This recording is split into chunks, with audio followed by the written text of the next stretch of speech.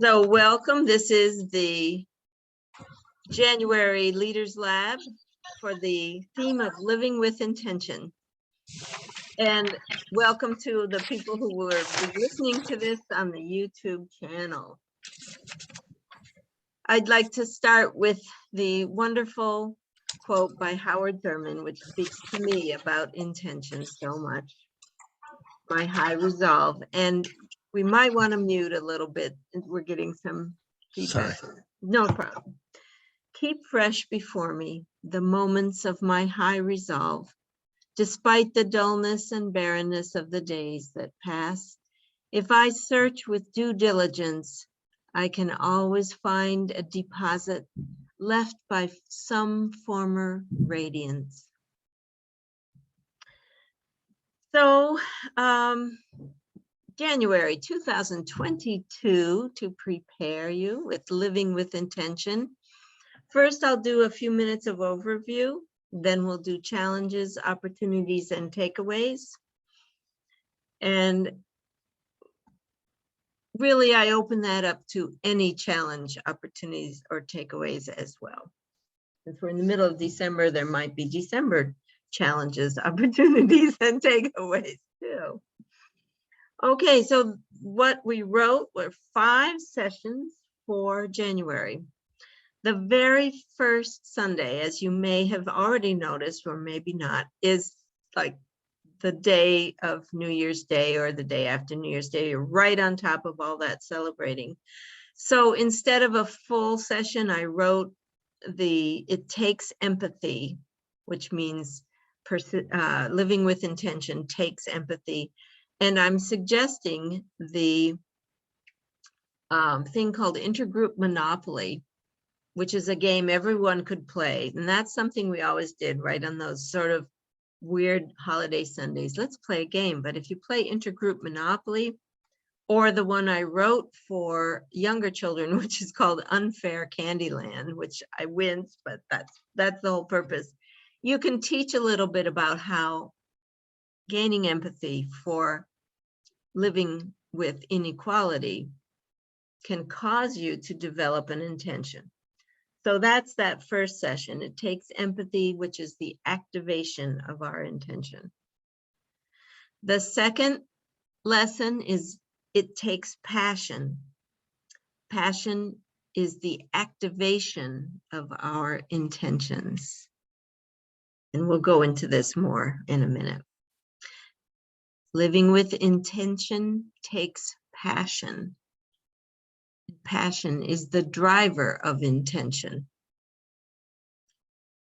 Living with intention takes persistence. Persistence is the fuel of intention. Living with intention takes accepting mistakes. That's the impact of intention. Living with intention takes pausing, and that's the replenishment and sorting of our intentions. So we like to do alliterative titles just for fun. You know, it takes passion, persistence, pausing, but we couldn't come up with anything for accepting mistakes. So we have the humility to just say, okay, it's just going to be accepting mistakes. And I count empathy because there's a P in empathy too. So let's tease out each one of those. Empathy. That's the intergroup monopoly or unfair Candyland. It takes empathy to experience the unfairness of racism and to discover something you intend to do. This is one of the things suggested to us by our Widening the Circle research team. And I created the Unfair Candyland just because it's easy enough to make unfair rules. I caution you, however, because the age of children that are going to be playing Unfair Candyland are very sensitive to rules and rulemaking. And so you'll want to reinforce beforehand This is supposed to be unfair and it's okay. Just try it a little bit. Feel what it feels like for these unfair rules. Like, hey, she got to move 4 times and I only get to move 1. Or even worse, I have to move backwards. And then help them understand that this is just to experience unfairness. The second session, little highlights I'm bringing up, is it takes passion. So as Scott and I were talking about these angles, we got the image of it. Passion steers our intentions. And of course, then I ran with the whole driver's thing, that steering our values. It's like there's a little driver inside this little car. That's what I suggest for the Wonder Box. And it's going to steer us towards what's important to us. The other couple of things I'll lift up is a really cute intention bracelet. So the kids in kid culture make friendship bracelets, real simple braided embroidery thread.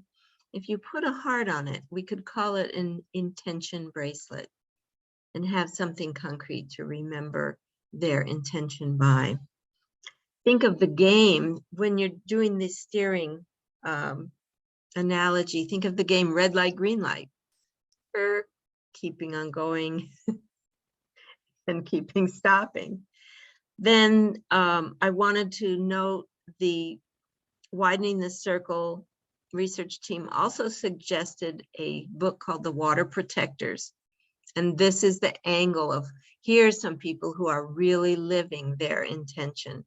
They're living what is important to them. And they also note that there's a wonderful water protector activity kit, which I include the link to. So those of you who like those kinds of resources, go for that. There's a pledge and there's some things there. The third thing about our passion steering our values, what about inviting someone from the congregation to talk about how their own passion shaped their life?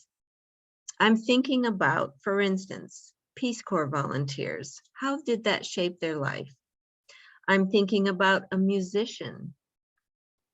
How did becoming a musician, how did they become a musician? How did that shape their life? And of course, there's your minister.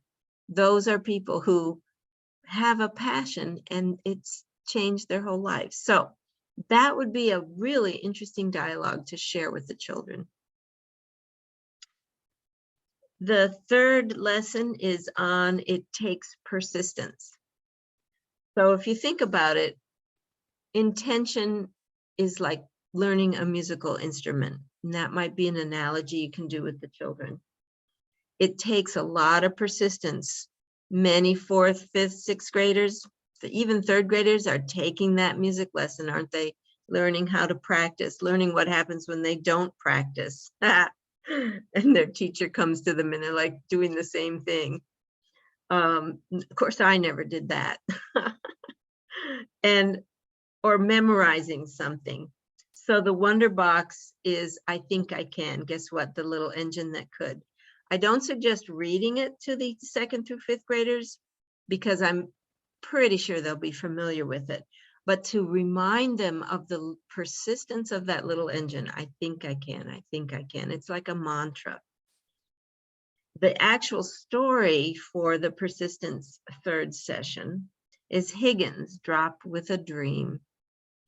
And Halcyon Domansky, who's the DRE of East Shore UU Church in Kirkland, Ohio, there where Jenny is, she's created a beautiful little outlined video that tells the story, which is just sweet as anything, and she gave us permission. One of the best things that I remember doing about persistence is origami. So I started as a young DRE. So I was a DRE for 33 years in 2 congregations. I started going, oh, this is perfect. We can all make paper cranes. You may know the story of Sadako and the Paper Cranes by Eleanor Coer, C-O-E-R-R. But of course, what happened was the paper cranes are really hard. That's an intermediate origami project. And to try and do it with anybody under, say, 12, unless they're really facile with their fingers. Most of it ended up wadded up in the recycle bin. This is too hard. Blech. So what I did was say, let's try some of the kid culture origami, like blowing up a ball, an origami ball. The kids went through cycles of one young man, say 9 years old, would learn how to make an origami ball. He'd teach all his buds in elementary school, and then he'd come to church and he'd teach everyone. And pretty soon we had all these wonderful little origami balls everywhere, because you blow it up. After you folded it, you blow it up. So I tried to choose, there's a couple of different choices, some easy origami so that you can encourage the children to try to see how it takes persistence, but not to do something that's impossible. So that was that persistence session. The other things in persistence, actually, I'll go back for a minute, outside games. So, you know, a lot of us are doing outside stuff. What would it be like to play cornhole or croquet or bocce ball, any of those traditional lawn games, and to have the children do it reflecting on what it's like being persistent? Like if you just try to dunk that cornhole game, it's going to take a while to learn, and don't give up. The other thing I've done with the children is an obstacle course, carrying these heavy buckets of water around the swing set, balancing on a 2x4 on the ground, so you're not going to kill anybody or break a leg, but having something that's hard to do. All right. So lesson D is on accepting mistakes. This is being humble. And when I was a little girl growing up in UU Sunday School, I don't think I ever heard the word humility or be humble. And so I really feel like, as part of our UU antidote to the old, dare I say, smugness of UUs, that somehow we're better than everyone because we don't need all that stuff. No, that's not the truth, is it? We need to be humble just like everyone else and accept our mistakes. This goes into the whole piece of that good intentions can sometimes cause harm. It's right there for racism training. I put some really excellent considerations about this in the youth packet, but they aren't at the level of children yet. One of the things I suggest is making a path of intention. In the youth packet, we suggested that if you work with a minister who is doing a sermon on accepting mistakes,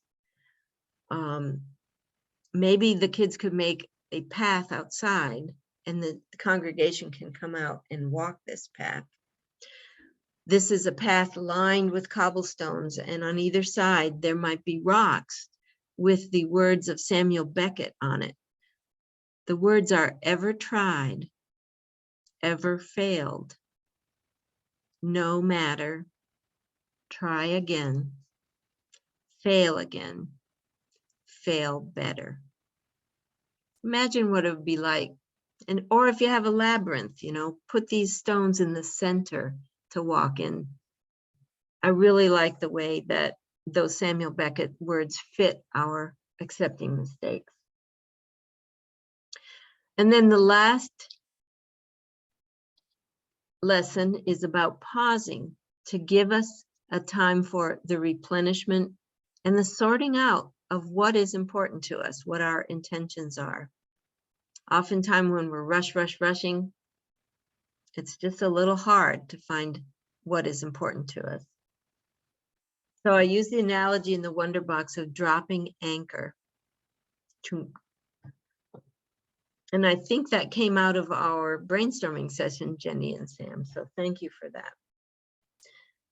The story is Leah Morris's story on the cricket and the coins. Two people walking down the street. One says, "Oh, do you hear that cricket?" She said, "Oh, how did you notice that?" Well, it was her pausing and listening for it. And the second part of the story is she says, watch this, and she drops coins and everyone stops and hears it because they were listening for coins.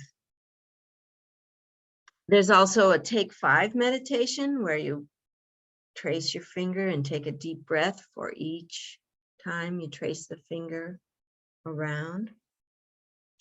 There's suggestions for mandalas and labyrinths. There's a little paper finger labyrinth. Anything that can help our children pause to sort and replenish what's important to them. One of the traditional things I used to do in January was to sort the supply closet with the children. They loved being a part of that process.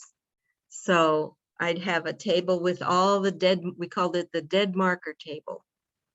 And they had pieces of paper and they'd check. And if there's a dead marker that went into, in those days, it was a trash can.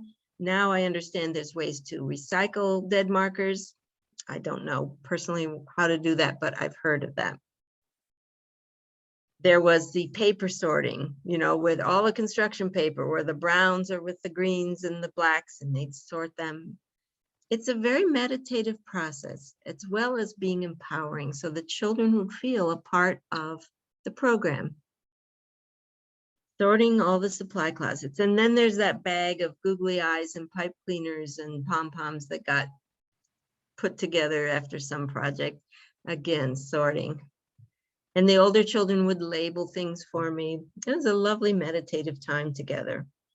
And if you're doing it online, what about Lego sorting at home with the pile of Legos that, you know, the bucket of Legos, and everybody just sits there and shares something about their life and they sort their Legos, all the little blue ones here, all the wheels in another one, all the people in another one, to take time to find out what's important. Who knew that Lego sorting was a meditative practice, huh? So that's enough about my overview. Now let's do challenges, opportunities, and takeaways. And since it's the 4 of us, I'm in no rush. And usually we do a 1.5-minute time thing, but I'll just do a minute. Excuse me, I'll do 2 minutes. I'm looking for my timer in just a second, but I'm not going to worry about it. And I will do it this time so you don't have to. Sam's always the minute taker. All right.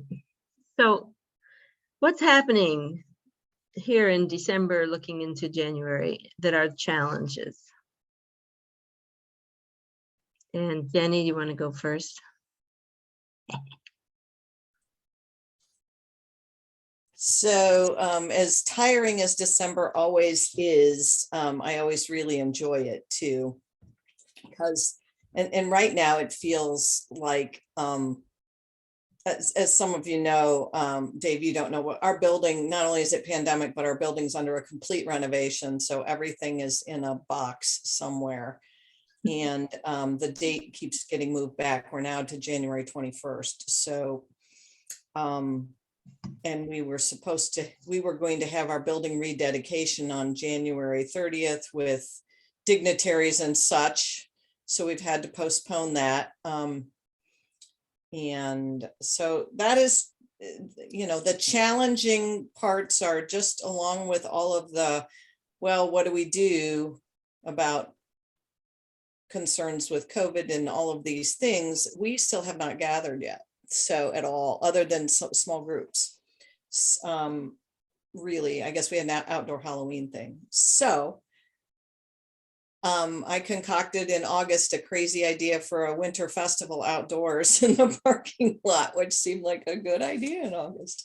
And so we're going to do that. We're having short worship, interactive storytelling, and a couple fire circles, and hopefully just a few light snowflakes. And there's a lot of enthusiasm, and yet pulling all the pieces. I'm kind of the master puppet maker, and but people are anxious to do it, so I know there will be plenty of help ultimately. You know how it always is, the last week before, all of a sudden everybody's like, sure, I'll help. Mhm. So it's on the 18th. So that is a challenge. I know it will be exhausting, and I'm looking forward to it. And then the rest of the month ought to be pretty downhill, because we're not meeting in person after that again still. So Wow.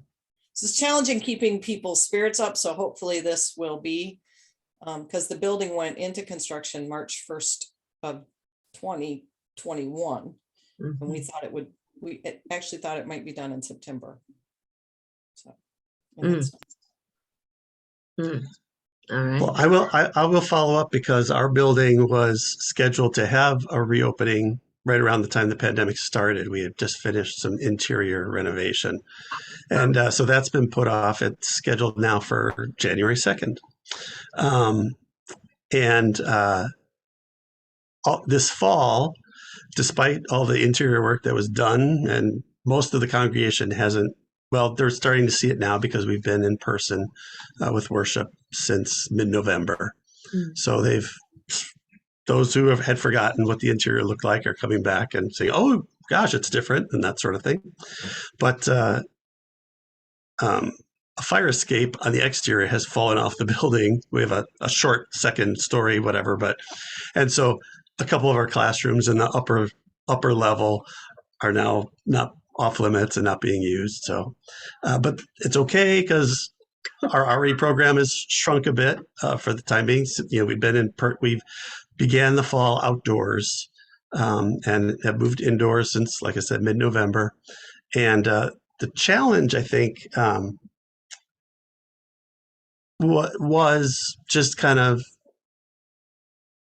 luring families back. You know, a lot said, Dave, we'll see you when we're back in person, kind of thing. And now we're back in person, and some are coming back and some are still saying, not quite yet, because of,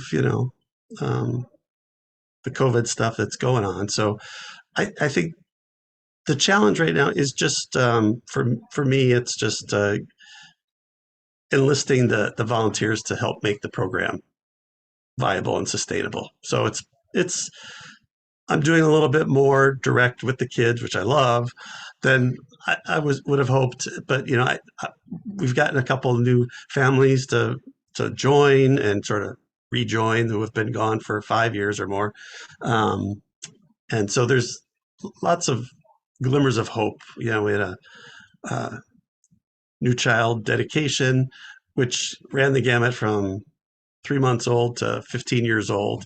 And some of that, I think, was because our lead minister announced she's retiring at the end of January. So that's another big challenge for us, is working towards this transition that we're going through. But so I think that's probably why we had a lot of the older kids and the families. Some just hadn't been dedicated. For some, the oldest sibling was dedicated years ago, and there's a couple of new ones and that sort of thing. So to have 9 young people, participate in the child dedication was pretty exciting for the whole congregation, I think, a couple of weeks ago. So, but again, the challenge is just creating an environment that's safe and welcoming. Our nursery is still not open. We've had a couple families asking about that. And we're saying, we're sorry, just not quite yet. We have an alternative viewing space for families actually in the lower level, which is where the RE classrooms are. So there's some live circuit TV kind of happening for overflow, which hasn't really been needed, but also for families so that we don't have to have unvaccinated kids in the sanctuary with the rest of the congregation, et cetera, et cetera. So, but I Wonderful. went over my time, I'm sure. So It just gave me a ding. I gave 3 minutes. Oh my, buildings. All right, Sam. Well, I guess on the good side, we're not dealing with building renovations. So I'm glad that we are not struggling with that challenge. I think for me, the challenge right now is the time crunch. And it started last week, just this coming back from Thanksgiving, a short Thanksgiving break, and okay, front loading with preparing for the holidays and the first service of December and massive coming of age weekend and the high school hangout. And it was just like all of this stuff jam packed at once, which, okay, we started off December with a bang, and now everything else that falls into December, and making sure everything gets squared away before I take my winter break, and make sure everything's prepared and ready for January. And yeah, just a slight touch of being overwhelmed, Mm. just a touch. Yeah, so and like Jenny said, there's a lot going on, but this is such a fun time of year, and there's tons of awesome, great stuff happening that, December's the theme of joy, and it is certainly very joyful. And okay, so how do we merge that into intention, and what is my intention moving forward? And let's intend to not be floored by Mhm. everything that needs to get done. Yeah, pace it as much as I possibly can. That's where I'm at. Nice. And Sam, knowing you, I can tell it's a lot of work because usually you are just on all the time, and I can see how you're like, whew, I just feel that. So I'm glad you joined us too. I really am. I like to say Um, one of the things I love about the Soul Matters packets is that they're so flexible. So, that, um, I find myself kind of rearranging or using, lesson A in the third week of the month or whatever, because it tends to go with what's going on. We've made the decision, to kind of forego some ongoing curricula stuff that's been happening in past years. We were ready to kind of transition to a new model, so to speak, of religious ed anyway. But that flexibility has been really fabulous to be able to, kind of tailor what's happening here in the building and in the community with some other things, but having something concrete to go to has been kind of a lifesaver to do that, rather than just making it all up and figuring something out that's meaningful, that this is here and we can go to that. So good. Well, that's good to hear, because certainly my motto through my whole life, I wrote curriculum, was that I don't want to reinvent the wheel all the time. And as you religious educators, that's what we did. I mean, we were the only DRE in the city. That was it. Boy, did I envy those other denominations. I was like, you have 5 or 6 colleagues right here in the city. But we were creating these programs pretty much from our heads, weren't we? And this thematic ministry approach has really, I think, given us an ability to lessen that reinventing the wheel, and also to become deeper. I mean, this idea of living with intention and pausing, with these lessons of pausing, persistence, accepting mistakes, empathy, I never would have had this kind of depth, because I never went to seminary. I didn't go to seminary. I did other things. I used to design children's museums. And then I dropped into being a religious educator. So I'm glad to hear you say that, Dave. Thank you for those words. Okay, let's take a deep breath and look at what are the opportunities. Well, that's sort of what we just talked about. Thank you for the segue, Dave.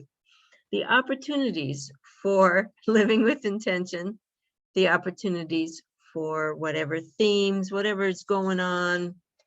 I did want to say about this building thing, I hope that what I heard in yours, Dave, and Jenny's reflection was this feeling of drawing everyone in and keeping it joyful and keeping the families interested in their children's religious education. My God. So it's not just up to us, is it? You are the staff person in charge of it, but it doesn't mean that it's your heart that has to hold everyone's pain and everyone's guilt and everyone's wondering that they're not doing this or they want to, or I don't think, and I know other denominations are in exactly the same situation.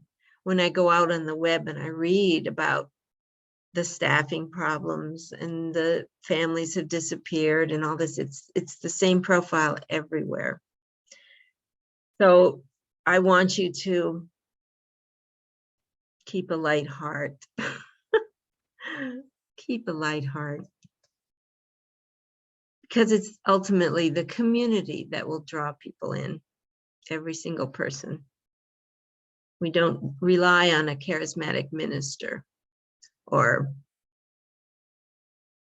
an incredibly creative DRE to make our programs superb, although they are. I learned a lot by reading the Binghamton model for family ministry, and I forget who wrote that now, Karen somebody, but they were trying so many things with that, and they created pockets for people on, it wasn't called an RE committee, but this team that was going to work on this that had different portfolios. And if no one volunteered for that portfolio, then that piece of their plan just didn't happen. And I've learned a lot and done that gotten better at doing that. And that's definitely where, starting in this new position this year, it has gone. And I think with my, if Winter Festival wasn't going to happen if me and two other people were excited about it, because I just wouldn't have done it. And my minister would have been fine with that, So I try and keep things, in my, here's the things we need help. We need someone to tend the fire and someone to help with parking, because we still have construction vehicles in our parking lot. And the list is out there. And I said, it's planned to be, this is what I said, this is planned to be relatively low effort and high spiritual fun and fellowship. And then I said, many gnomes and elves will make the spirits bright and the effort light. Oh, nice. And then I had a little meme that said, hanging with my gnomies. Oh, nice. So, that has really been my, approach to this. Because I've had to learn that, but as a part-time religious educator, but I think even a full-time staff person, it is, and so the mantra I have spoken, even though we haven't gathered since before I started working there, has been, we're all in this together kind of thing. And if there's no volunteers, then, or no families who want to come, then that's clearly not where we need to be. I shouldn't be putting my effort into that. So it's been going pretty well, and I've been pretty upfront with it since I started. So I think they will expect that. I think there will be a lot of weirdness because we're so excited about our new building, but there's still so much change. We've all changed in 2 years, right? That's the opportunity. I'll just move on to the opportunity. We have all changed in 2 years. Church would never have looked the same in 2 years apart anyways, right? It's just we would have all been there while the change happened. So, so I just keep speaking that and remembering that. And of course we have a new minister and a new me. And in August, our church administrator will be retiring. So, and the youth ministry coordinator had not even been there a year when we went into lockdown. So, and so I get excited that we, have these opportunities to change that we've always wanted to do, but never had the time to do it, or had too much pushback and didn't have the time to work with the pushback because it made it so much harder. So that's the opportunities that I'm looking forward to now. And I think and I think people are more open to it now. So yeah, I'm really looking forward to those changes and seeing what it looks like. I don't know. Yeah. So, and we can, I mean, not that not playing ignorance, but I don't know the way things have always been done, nor does our minister. So it's a perfect opportunity when someone says, oh, this is the way it's always been done, to say, well, let's look at why, So anyways, that's my opportunity. Oh, but the other opportunity that I really wanted, sorry, one more, is we were just talking about worship. The minister and I were just talking about worship on the 26th, which is going to be carrying joy forward. And I said, I really appreciated the approach of opening to joy, because for me, that was so much of us. It's always, oh, when people say, oh, well, this is a joyful time of season, you should be joyful. Well, sometimes you're not, right? So all this was asking that you put yourself in the mindset and the position that if it occurs, that you're open to it. And I think that was I really appreciated that, and have appreciated it this month. But we talked about carrying joy forward, moving into the month of intention, which is, and what's the whole statement? Creating intention, or Living with intention. So carrying joy forward and living with intention, that we thought this last service, that worked well with how we were going to do that. And that maybe even some gratitude. So somewhere in, carrying the joy forward, and what I thought I might share is something that we've always done at our dining room table. Well, when the kids were there, we still do it when we're all at the table, which is, what was the best thing that happened to you today? So today's best thing might not be very good compared to the best thing that's ever happened to you, but it was the best thing that happened to you today.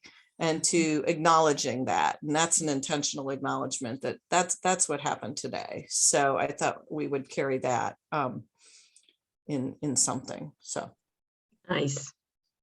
And that's the letter to Nancy, the thing you're most grateful for, the thing you're sorry about, and the thing you're hopeful for, which follows the very Latin words of the Catholic way of prayers, which I have no idea what they are, but it's some big Latin words. But gratitude, being sorry, and what did I say? Hopeful, hope. Cool. Thank you for those reflections, Jen. How about Sam? What are your opportunities? Rolling on the, where are my words? So, we've had this constant theme of how do we invite families to be engaged, and how do we entice them to want to be present and want to participate. And so rolling with that opportunity that we've recently opened up with having Hangout Spaces a couple times a month, one night for our middle schoolers and one night for our high schoolers. And those are two particular age groups that that's been very much on the minimal side of things throughout the pandemic. Our younger ones, we've been able to get them engaged, no problem. They're excited, they're into it, awesome.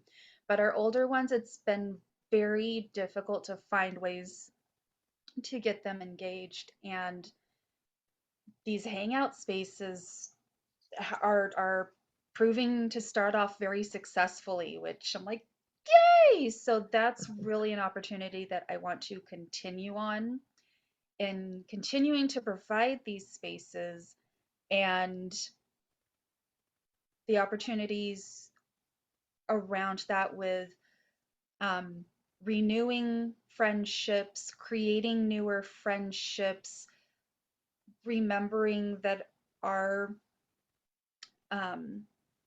our buildings are another home for them, a safe place for them, uh, and not just relationships among peers, but the adults that we have coming in to chaperone these various events and facilitate. Oh yeah, getting to know them, and having the intergenerational connections coming up. So that's an opportunity that I'm excited to grow and help to make a mainstay for years to come. Let's hope on hope. Um, I wanted to call back to Jenny how some of the things that you were saying were reminding me like, you know, picking and choosing what are you doing and where do you want to put your energy. And in the before times, I was very much in the I'm going to do the basics really well. And if I have the time and energy and volunteers, we can add on these exceptional extras that, okay, people really appreciated that. Awesome. You want to see more of it? Jump on in the pool. We're good. And letting people know, you know, wow, that's a great idea. My plate is full right now. How would you like to make that happen? Um, and that was very much the philosophy that I worked on coming into the pandemic. So much of that went right out the window because, like so many other DREs, I didn't know what the heck I was doing. I'm in meltdown mode. I'm frozen. I'm going to spend an entire week crying because I have no idea what's going on. And once I was able to start pulling myself out of that, that's when I got my mantra of it'll all get done, just have fun. It'll get done. I've got a list of 20 to-dos for the next 2 hours, and it'll all get done. I'm gonna have fun with it. And when I could relax and start having fun with things, then okay, if something fell off the side, it's okay.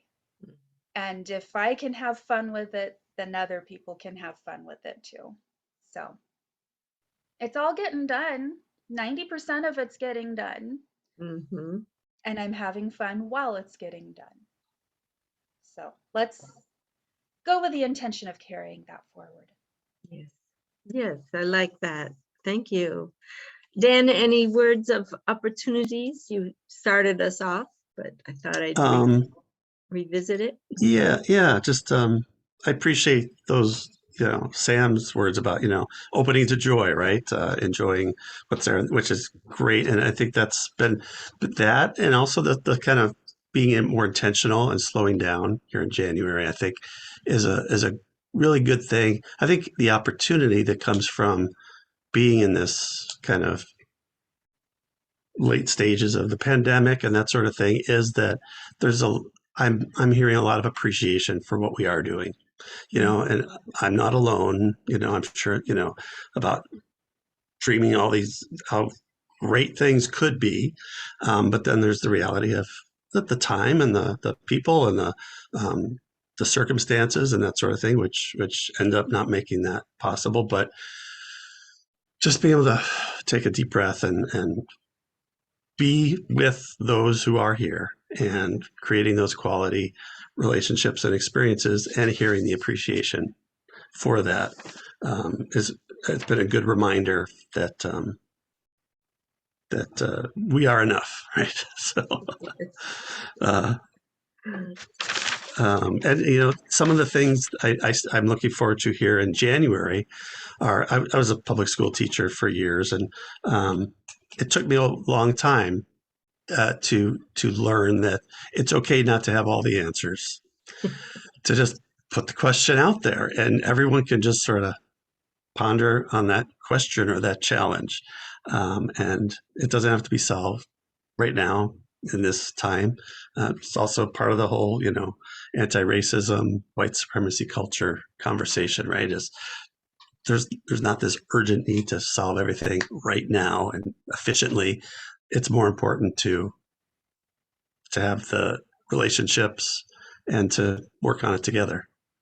And so I love the ideas of, having the kids help you organize the closet. Like, oh yeah, gosh, I don't have time for that this week. Well, you turn it around, it becomes a lesson, and yep, it is a very empowering thing when the students themselves are part of the planning and the implementation and development of what they're doing. So thank you for that.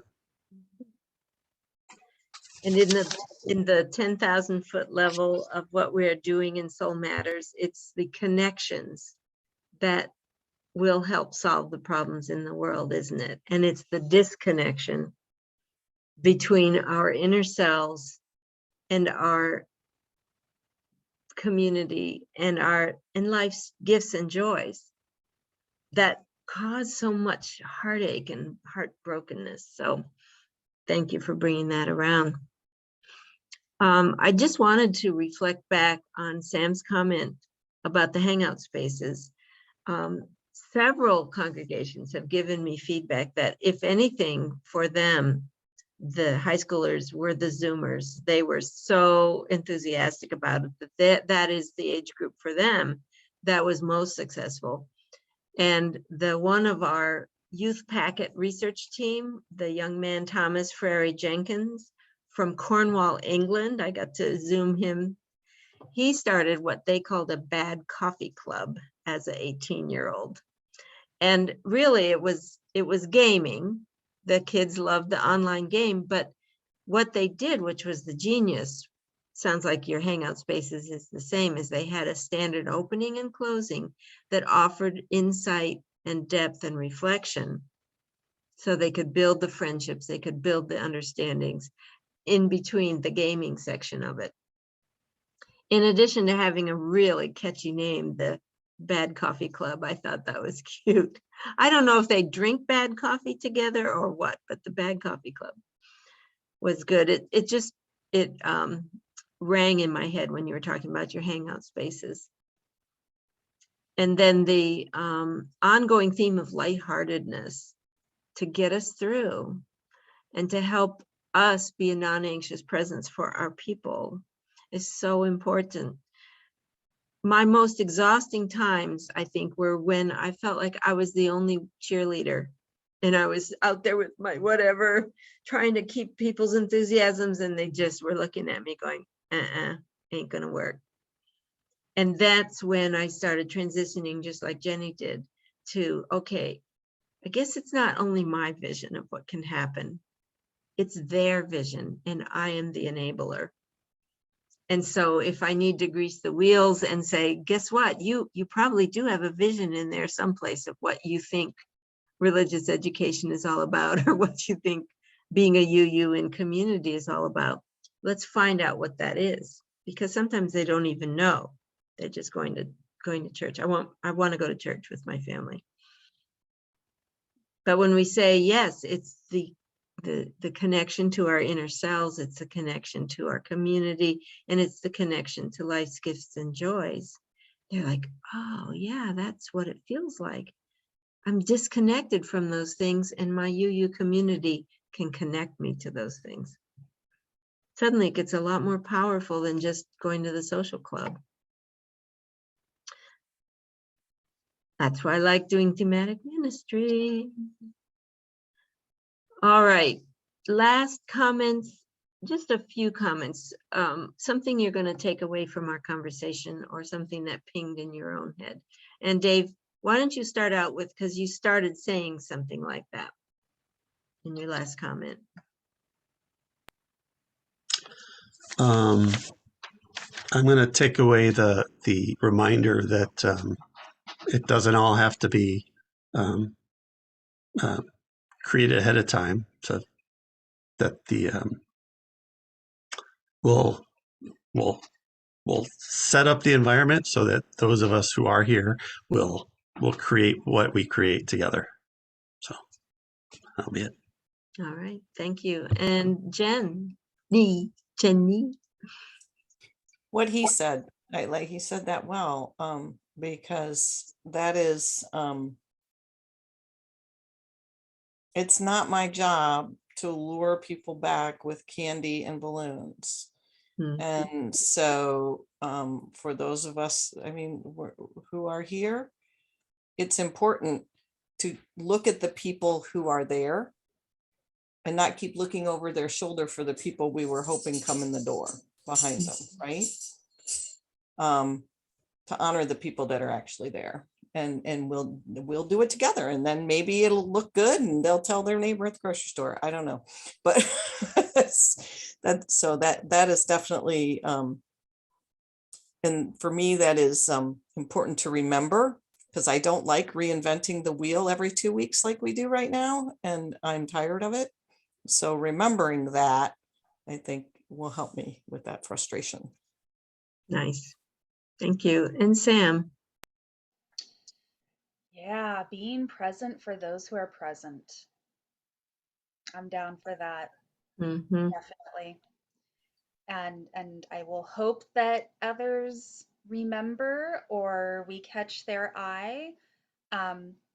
But if it's the same 2 kids that show up for that meeting every Sunday, I will be present for them and I will welcome in whoever joins us. There we are. There we are. I was taught something about that just for family stuff too. It's, you know, do you bemoan the fact that cousin John couldn't come to Thanksgiving dinner, and everyone else who's sitting at the table goes, oh, well, well, I'm here. Or do you say welcome to the folks that are here? So thank you for your wisdom, all 3 of you. I'm going to close with a little more Howard Thurman. This is the end of that part that I read at the beginning of our meeting. Keep fresh before me the moments of my high resolve, that in fair weather or foul, in good or in tempests, in the days when darkness and the foe are nameless or familiar, I may not forget that to which my life is committed. Amen and blessed be.